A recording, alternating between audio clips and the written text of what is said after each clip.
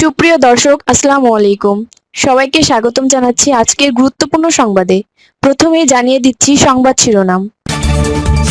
Pay scale নিয়ে অনিশ্চয়তার মধ্যেই মহার্ঘ ভাতা নিয়ে সুখবর। এদিকে রামিসা হত্যা মামলায় সোহেল স্বপ্নার মৃত্যুদণ্ড। এবং সবশেষে থাকছে রায় কার্যকর হলে আমি শতভাগ সন্তুষ্ট হব, রামিসার বা। পে স্কেল নিয়ে অনিশ্চয়তার মধ্যেই মহার্ঘ ভাতা নিয়ে সুখবর। এদিকে রামিসা হত্যা মামলায় সোহেল স্বপ্নার মৃত্যুদণ্ড। এবং সবশেষে থাকছে রায় কার্যকর হলে আমি শতভাগ সন্তুষ্ট হব, রামিসার বাবা। শুনছিলেন সংবাদ শিরোনাম, এখন বিস্তারিত। তার আগে ছোট্ট একটি আবেদন, যদি আপনি ন্যায় ও মানবতার পক্ষে থাকেন, লাইক দিন। রামিসা হত্যা মামলায় আসামিদের মৃত্যুদণ্ডে খুশি হলে কমেন্টসে আপনার মতামত লিখে জানান। আর সাবস্ক্রাইব করুন আমাদের চ্যানেলটি, কারণ আমরা বলি সেই কথা যা অনেক মিডিয়া আড়াল করে। এখন চলুন বিস্তারিত দেখা যাক।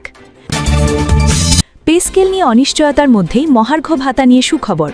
সরকারি চাকরিজীবীদের বহুল আলোচিত নতুন পে স্কেল নিয়ে দীর্ঘদিনের অনিশ্চয়তার মধ্যেই মিলছে আশার খবর। সম্ভাব্য নতুন বেতন কাঠামো ও মহার্ঘ ভাতা নিয়ে সরকারের ভেতরে জোর আলোচনা চলছে। প্রাথমিক পরিকল্পনা অনুযায়ী আগামী 1 জুলাই 2026 থেকে নতুন পে স্কেল কার্যকর করার রূপরেখা চূড়ান্ত করার কাজ এগোচ্ছে বলে সংশ্লিষ্ট সূত্র জানা গেছে। তবে দেশের অর্থনৈতিক বাস্তবতা এবং বিপুল বাজেট ব্যয়ের চাপ বিবেচনায় সরকার একবারই নয়, বরং 3 ধাপে নতুন পে স্কেল বাস্তবায়নের চিন্তা করছে বলে আলোচনা রয়েছে। বাজেটে থাকতে পারে বড় বরাদ্দ। সংশ্লিষ্ট সূত্রগুলোর তথ্য অনুযায়ী 2026-27 অর্থবছরের জাতীয় বাজেটে নতুন পে স্কেল বাস্তবায়নের জন্য 30 থেকে 35 হাজার কোটি টাকার বরাদ্দের পরিকল্পনা থাকতে পারে।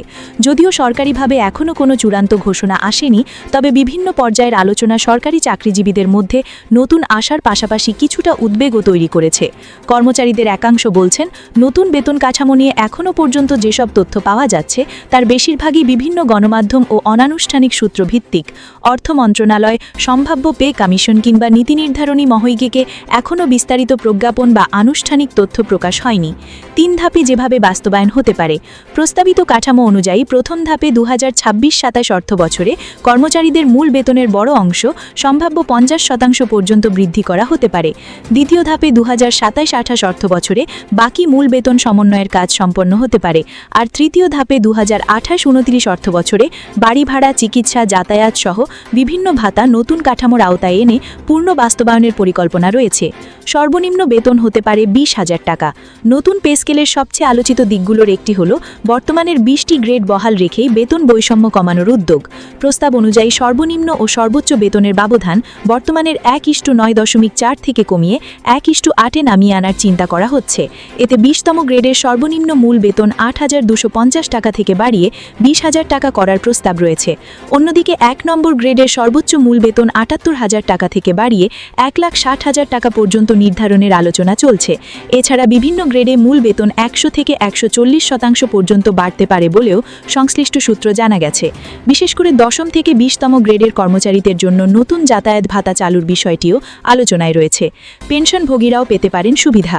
নতুন পে স্কেলের সম্ভাব্য সুফল শুধু চাকরিজীবীদের মধ্যেই সীমাবদ্ধ নয়, দেশের প্রায় 9 লাখ পেনশনভোগীও এর সুবিধা পেতে পারেন বলে ধারণা করা হচ্ছে। এতে বিশেষ করে স্বল্প পেনশন পাওয়া প্রবীণদের আর্থিক নিরাপত্তা বাড়তে পারে। মহার্ঘ ভাতা নিয়ে কি ভাবছে সরকার? বর্তমানে চালু থাকা 10% মহার্ঘ ভাতা নতুন পে স্কেলের সঙ্গে কিভাবে সমন্বয় করা হবে তা নিয়ে অর্থ মন্ত্রণালয়ের সচিব পর্যায়ের একটি বিশেষ কমিটি কাজ করছে।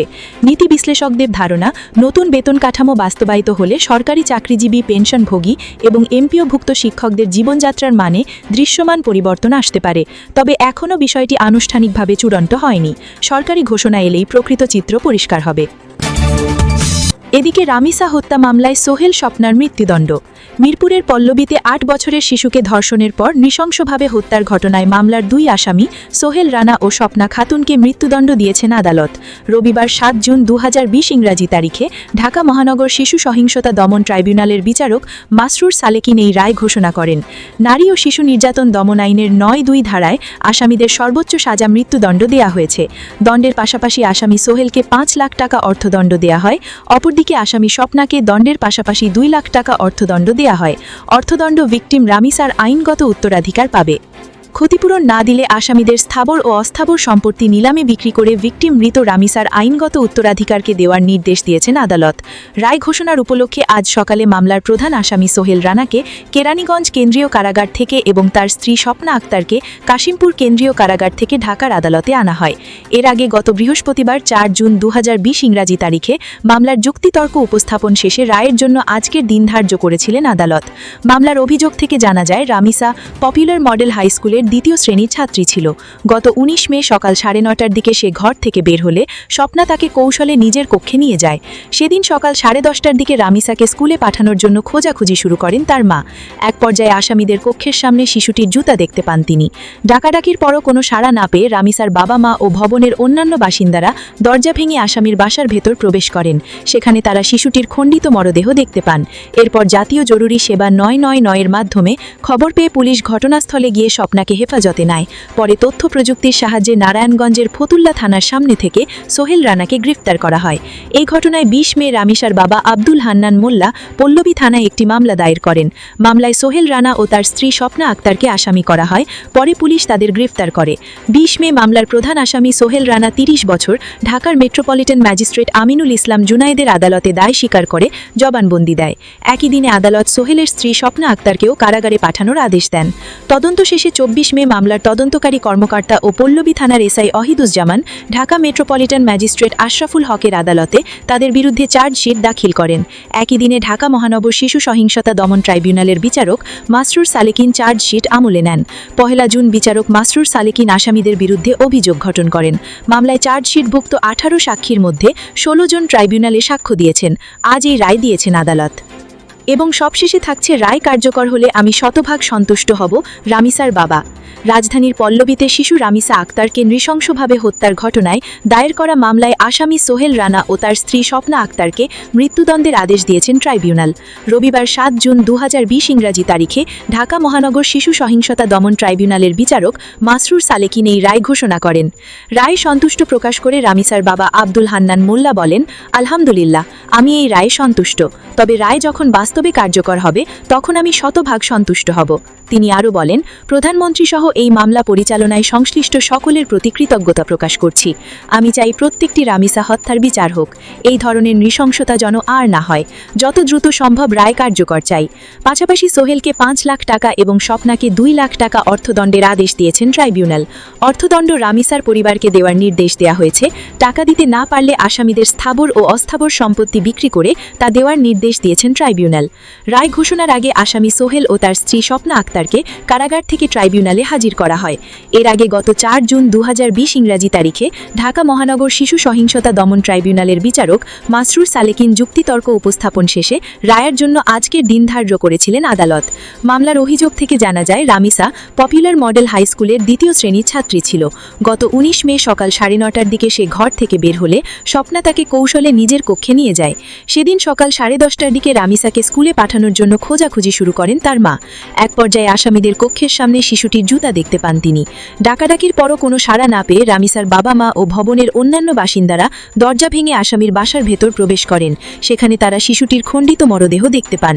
এরপর জাতীয় জরুরি সেবা ৯৯৯-এর মাধ্যমে খবর পেয়ে পুলিশ ঘটনাস্থলে গিয়ে স্বপ্নাকে হেফাজতে নেয়।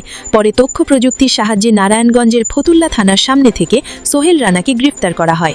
এই ঘটনায় ২০ মে রামিসার বাবা আব্দুল হান্নান মোল্লা পল্লবী থানায় একটি মামলা দায়ের করেন। মামলায় সোহেল রানা ও তার স্ত্রী স্বপ্না আক্তারকে আসামি করা হয়। পরে পুলিশ তাদের গ্রেফতার করে। ২০ মে মামলার প্রধান আসামি সোহেল রানা ৩০ বছর ঢাকার মেট্রোপলিটন ম্যাজিস্ট্রেট আমিনুল ইসলাম জুনায়েদের আদালতে দায় স্বীকার করে জবানবন্দি দেয়। একই দিনে আদালত সোহেলের স্ত্রী স্বপ্না আক্তারকেও কারাগারে পাঠানোর আদেশ দেন। তদন্ত শেষে ২৪ মে মামলার তদন্তকারী কর্মকর্তা ও পল্লবী থানার SI Ahiduzzaman Dhaka metropolitan magistrate Ashraful হকের আদালতে তাদের বিরুদ্ধে চার্জশিট দাখিল করেন। একই দিনে ঢাকা মহানগর শিশু সহিংসতা দমন ট্রাইব্যুনালের বিচারক মাসরুর সালেকিন চার্জশিট আমলে নেন। ১ জুন বিচারক মাসরুর সালেকিন আসামিদের বিরুদ্ধে অভিযোগ গঠন করেন। মামলায় চার্জশিটভুক্ত ১৮ সাক্ষীর মধ্যে ১৬ জন ট্রাইব্যুনালে সাক্ষ্য দিয়েছেন। আজ এই রায় দিয়েছেন আদালত।